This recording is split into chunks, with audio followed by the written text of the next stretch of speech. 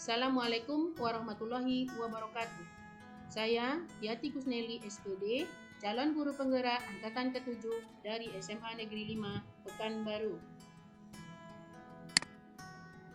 Baiklah, di sini saya akan memaparkan koneksi antar materi, kesimpulan dan refleksi modul 1.1. Ki Hajar Dewantara adalah Bapak Pendidikan Indonesia yang lahir pada tanggal 2 Mei 1889. Pemikiran-pemikiran beliau tentang pendidikan seperti misalnya Semboyan ing Ngarso Sungtolodo, ing Madya Mangunkarso, Tut Wuri Handayani sedikit banyak mempengaruhi perkembangan pemikiran pendidikan di Indonesia sejak dulu hingga kini. Apa yang Anda percaya tentang murid dan pembelajaran di kelas sebelum Anda mempelajari modul 1.1? Sebelum mempelajari modul 1.1 mengenai refleksi filosofi pendidikan nasional, Ki Hajar Dewantara sebagai guru saya meyakini beberapa hal sebagai berikut. Nah, pengajaran sama dengan pendidikan. Yang kedua, guru adalah subjek utama kegiatan pembelajaran. Sebagai guru, saya harus mampu mentransfer ilmu kepada peserta didik saya secara klasikal, ceramah, diskusi, dan tanya jawab. Saya menganggap siswa tidak akan paham kalau materi pelajaran tidak saya jelaskan. Peserta didik dikatakan telah belajar jika mereka bisa mengerjakan soal asesmen sesuai dengan kompetensi dasar yang tertera di kurikulum serta nilainya mampu melampaui KKM. Kegiatan belajar selalu dilaksanakan di dalam kelas, memberikan tugas yang seragam tanpa mempertimbangkan keragaman potensi peserta didik. Pemberian sanksi atau hukuman kepada peserta didik dapat mengubah perilaku mereka ke arah yang lebih baik. Nah, ini proses pembelajaran saya sebelum memahami Ki Hajar Dewantara, itu teacher center, ya. Apa yang berubah dari pemikiran atau perilaku Anda setelah mempelajari modul ini?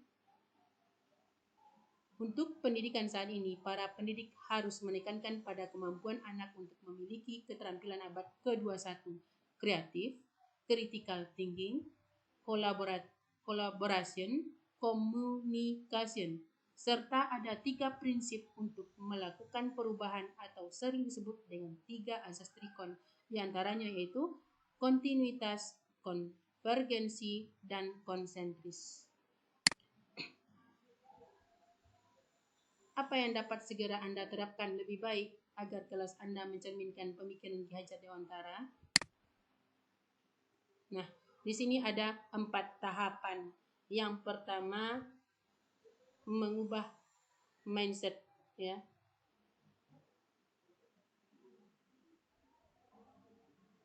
Saya harus mengubah mindset saya yang tadinya berpikir bahwa anak itu adalah selembar kertas kosong yang tidak atau belum tahu apa-apa. Saya harus meyakinkan diri saya bahwa setiap anak lahir sudah lengkap dengan potensinya masing-masing. Meskipun masih terlihat samar, saya harus peka membaca dan mengenali setiap potensi anak yang saya didik agar pengajaran dan pendidikan yang saya berikan nantinya, baik metode maupun bahan ajar, bisa betul-betul menggali potensi anak seoptimal mungkin. Nah, yang kedua, menciptakan suasana kelas yang menyenangkan. Saya mencoba menciptakan suasana kelas yang menyenangkan. Hal ini sejalan dengan kodrat anak yang senang bermain. Kita bisa mengkolaborasikan asiknya permainan ke dalam kegiatan pembelajaran.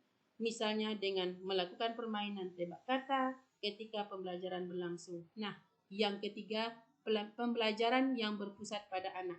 Ya, saya harus mengupayakan pembelajaran yang berpusat pada anak, memberikan ruang, kesempatan, dan fasilitas seluas-luasnya agar anak mampu berpartisipasi aktif dalam kegiatan pembelajaran. Saya sebagai pendidik menempatkan diri saya sebagai fasilitator yang menuntun anak agar ia mampu mencapai tujuan pembelajaran yang diharapkan. Di akhir pembelajaran, penting bagi saya untuk memberikan penguatan terhadap materi-materi konseptual agar anak tidak mengalami miskonsepsi. Selain itu, melalui pembelajaran yang berpusat pada anak, saya berharap bisa mengasah keterampilan abad 21 mereka.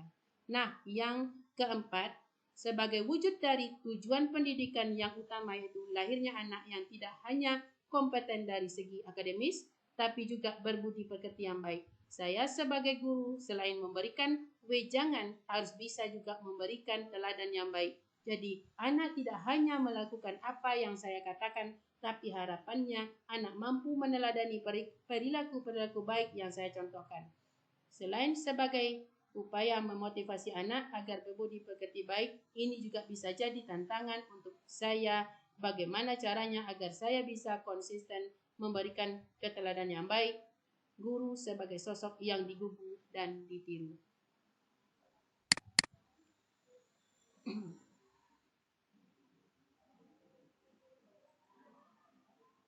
Yang terakhir, saya berharap saya bisa memaknai semboyan Ki Hajar Dewantara, yaitu Ingasor Sung Tolodo. Dari atas saya memberikan teladan bagi setiap anak didik saya.